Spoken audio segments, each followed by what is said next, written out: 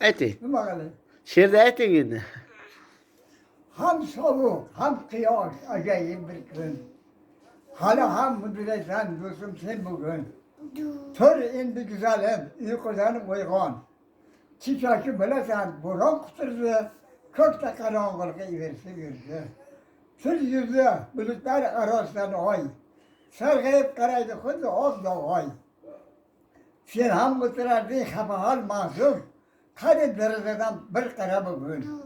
Musofi moviy quvvatagida bo'zirgan bir katta gilabdi xudo. Yaltirab yotadi quyoshda oqqor, qarayib ko'radi faqat daraxtzor. Qirovlar ichida archa ko'kargan, muzlagan ariqchalar yaltirab yotar.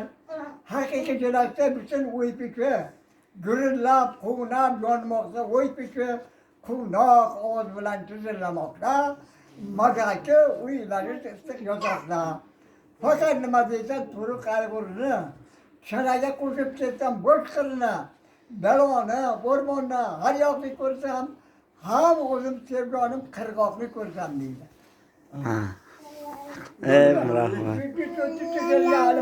O'qiganman buni. Ha.